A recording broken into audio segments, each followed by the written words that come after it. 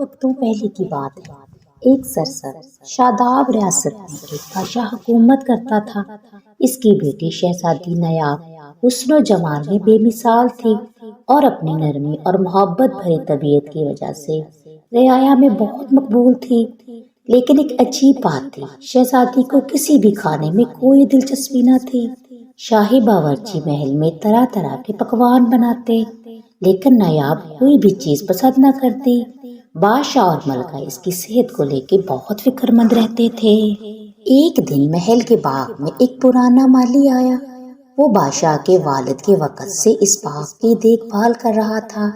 مالی نے شہزادی کی پریشانی سنی اور بولا، شہزادی آپ نے کبھی آم چکھا ہے؟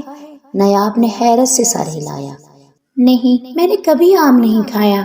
مالی نے بادشاہ سے اجازت لی اور اگلے دن ایک پکا ہوا رس بھرا آم لے کے آیا۔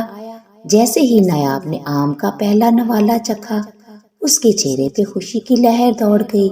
وہ آم کے ذائقے پر فریفتہ ہو گئی، ہر روز آم کھانے لگی۔ جلد ہی نیاب کی صحت بہتر ہونے لگی، اس کے چہرے کی رنگت لوٹ آئی، وہ پہلے سے زیادہ خوش و خرم نظر آنے لگی۔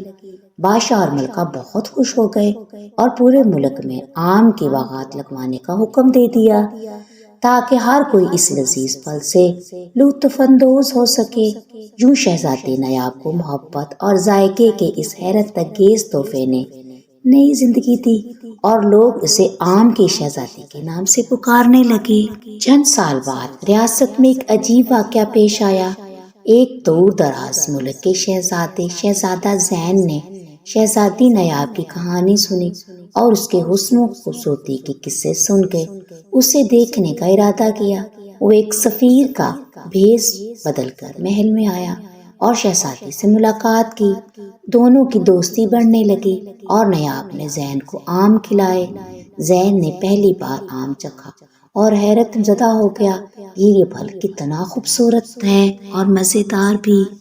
زین نے نیاب کے ساتھ وقت گزارا اور اس کی محبت میں گرفتار ہو گیا۔ بادشاہ کو جب معلوم ہوا، اس نے زین کی نیک نیتی، عزت اور احترام کو دیکھتے ہوئے ان دونوں کی شادی کی اجازت دے دی۔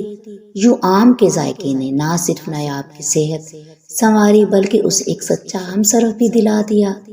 ان کی شادی کے بعد پورے ملک میں خوشیاں منائی گئی اور آم اس ریاست کی پہچان بن گیا۔ نیاب اور زین نے مل کر آم کے باغات کو مزید وسیع کیا تاکہ وہ ہر شخص اس نعمت سے فائدہ اٹھا سکے۔